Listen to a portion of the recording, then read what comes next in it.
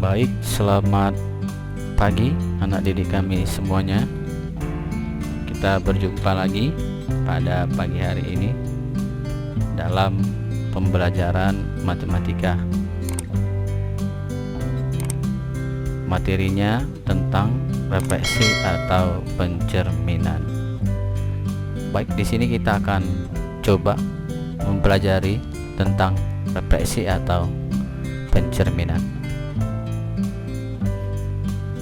Refleksi atau pencerminan. Perhatikan gambar 48 di bawah ini. Pada gambar tersebut, jika segitiga ABC dicerminkan terhadap garis AC, maka semua titik yang berada di depan garis AC mempunyai bayangan yang terletak di belakang garis AC. Sementara itu, semua titik yang berada tepat pada garis AC akan tetap letaknya. Titik-titik seperti ini disebut titik tetap atau titik invarian. Oke. Refleksi atau pencerminan terhadap garis A bayangan suatu titik. Gambar 491 berikut menunjukkan refleksi atau pencerminan titik P terhadap cermin atau garis AB. Titik P terhadap garis AB dengan titik P aksen sebagai bayangan dari titik P. Jadi P aksen ini bayangan dari titik P. Jadi kalau kalian pernah bercermin, ini anggap cerminnya, cermin datar ya. Maka bayangan daripada P ini dianggap di sini atau P aksen. Bayangannya di sini. Itu biasa disebut dengan P aksen. Jarak antara bayangan, jarak antara benda atau titik terhadap cermin.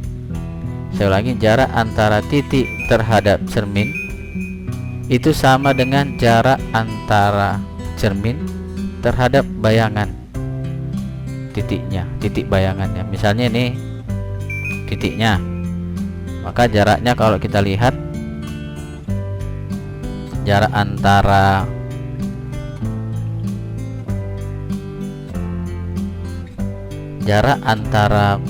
titik terhadap cermin AB itu sama dengan jarak antara bayangan terhadap cermin ya, jadi jaraknya itu sama. Kalau misalkan ini 4 cm, maka jarak antara bayangannya terhadap cermin ini juga itu 4 cm.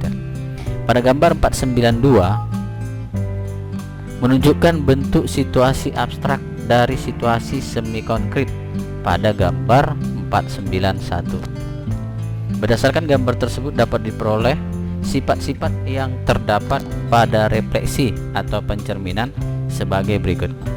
Yang pertama, jarak titik asal P terhadap cermin atau garis AB sama dengan jarak bayangan P aksen terhadap cermin atau garis tersebut ya. Jadi jaraknya titik ini terhadap cermin itu sama dengan jarak antara bayangan titiknya ini, bayangan titiknya ini terhadap cermin.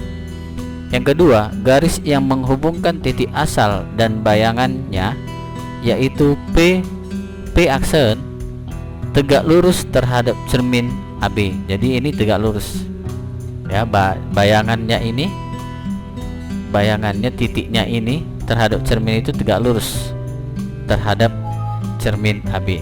Jadi dia tegak lurus. Dengan demikian, untuk menentukan bayangan suatu titik pada refleksi atau pencerminan terhadap garis dapat ditentukan berdasarkan kedua sifat di atas. Selanjutnya perhatikan gambar 4.9. Pada refleksi tersebut, titik P dipetakan ke P aksen. Titik P dipetakan terhadap P aksen.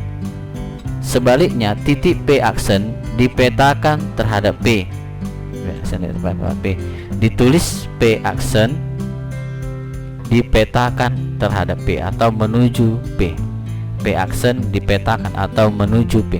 Kedua penulisan tersebut dapat digabungkan menjadi P dipetakan terhadap P aksen, P dipetakan terhadap P aksen, atau P menuju P aksen.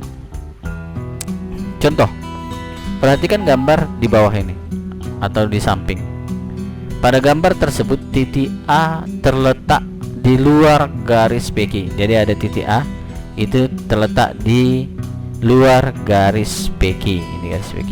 Gambarlah bayangan dari titik A bila direfleksikan terhadap garis PQ. Maka kalau kita kerjakan, langkah-langkah menggambar bayangan titik A tersebut adalah: yang pertama, dari titik A buatlah garis AM. Titik A garis AM yang tegak lurus terhadap PQ. Jadi tegak lurus, garis AM ini tegak lurus terhadap PQ. Bisa kita pergunakan dengan menggunakan garis penggaris siku ya. Jadi ini dia, kalau kita lihat tegak lurus, titik garis AM ini tegak lurus terhadap PQ. Yang kedua, perpanjang garis AM sampai A aksen. Jadi AM ini kita perpanjang sampai A aksen dengan syarat jarak AM ini sama dengan jarak A aksen M ya, A aksen M. Dengan panjang AM sama dengan M A aksen. Jadi jaraknya ini sama dengan jaraknya ini. Titik A aksen ini adalah bayangan dari titik B. Titik A aksen ini adalah bayangan dari terhadap titik A, dari titik A pada refleksi terhadap garis PQ. Jadi ini bayangannya. Titik A nya ini bayangannya itu A aksen ini terhadap garis PQ. Oke. Kemudian bayangan suatu garis. Perhatikan gambar 410 berikut ini. Jadi ini ada garis AB pada gambar 410 direfleksikan terhadap garis KL. Jadi garis AB ini kita refleksikan terhadap garis KL. Bayangan garis AB pada refleksi tersebut dapat ditentukan dengan langkah-langkah berikut. Yang pertama, tentukan bayangan dari titik A yaitu A aksen dan bayangan B yaitu B aksen seperti ditunjukkan pada gambar 410 kedua. Jadi kita tarik garis yang tegak lurus, garis titik A ini kita tarik garis tegak lurus terhadap garis KL tegak lurus. Kemudian jarak AL nya ini, jaraknya ini, yang ini sama dengan jaraknya ini. Kalau saya misalkan ini M, berarti jarak AM ini sama dengan jarak M A aksen. Begitu juga dengan B. Titik B ini kita tarik tegak lurus terhadap garis KL, di mana jaraknya ini kalau misalkan saya misalkan di sini N, BN sama dengan NB aksen. Oke. Setelah itu menghubungkan titik A aksen dengan B aksen. Jadi titik A aksen ini dengan B aksen kita tarik. Kita hubungkan garisnya seperti ini. Maka bayangan dari garis AB ini dia, yaitu A aksen B aksen. Jadi bayangannya AB ini yaitu ini A aksen B aksen.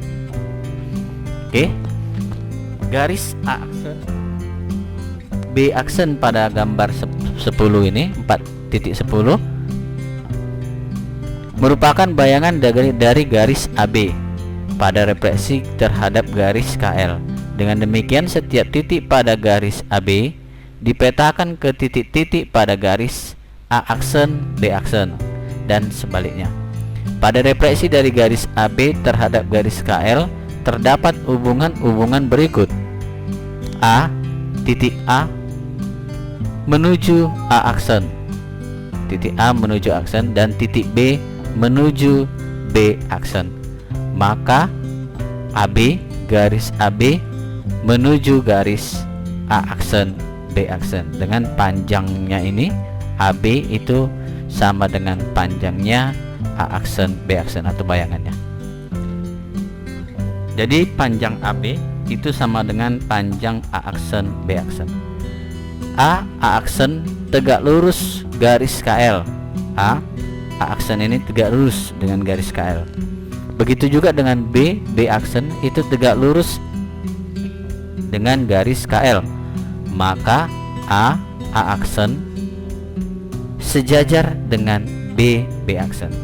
Saya ulangi, maka A aksen sejajar dengan B aksen.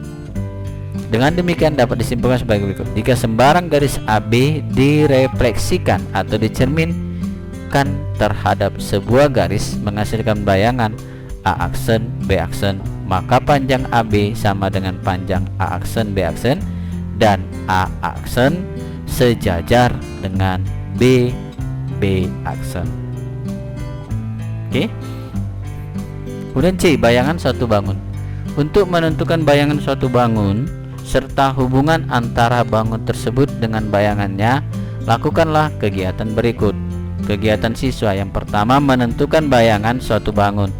Untuk menentukan bayangan dari segitiga ABC pada gambar 4.12 di berikut, gambarlah bayangan dari titik A, B, dan C, yaitu A aksen, B aksen, dan C aksen.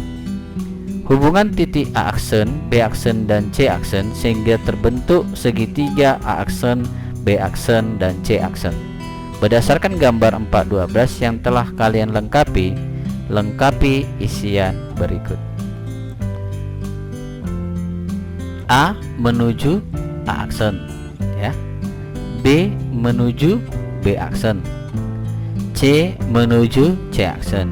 Maka segitiga ABC menuju segitiga A aksen, B aksen, C aksen. Jadi pada refleksi terhadap garis XY, segitiga ABC sama dengan segitiga A aksen, B aksen, C aksen. Oke, baik, ini dia materi yang untuk tentang refleksi. Nanti ada lagi soal selanjutnya. Kemudian ini soal pada gambar berikut, P aksen Q aksen adalah bayangan PQ pada refleksi terhadap garis XY.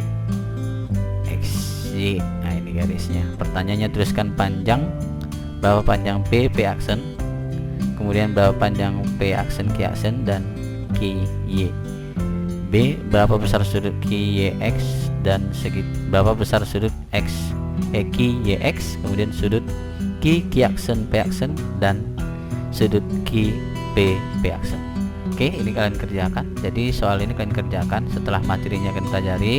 Kemudian soal ini kalian kerjakan, lalu kalian kumpul dan WA Japri ke nomor Bapak ya, ke nomor saya, Japri jawabannya ini. Jangan lupa untuk dikerjakan. Kemudian untuk absensi yang dianggap absen apabila, saya ulangi, yang dianggap absen apabila membuka materi ini di Qualitiba, kemudian mengisi daftar hadir di kolom komentar pada video ini. Saya ulangi, yang dianggap hadir apabila membuka akun ini, materinya ini di Qualitiba, kemudian mengisi daftar hadir.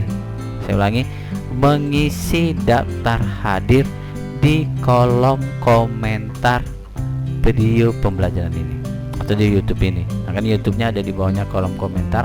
Nah, di kolom komentar itu tulis namamu dan kelasmu. Jadi kalau tidak kamu buat di kolom komentar itu nama dan kelasmu, maka kamu dianggap absen. Paham ya? Oke, baik, itulah materi kita hari ini. Semoga bermanfaat. Jangan lupa jaga kesehatan, belajar walaupun melalui PJJ. Tetap semangat. Jangan lupa tugasnya ini dikumpul setelah materinya dipelajari, kemudian kerjakan, lalu kamu kirim ke WA saya. Terima kasih. Salam sehat.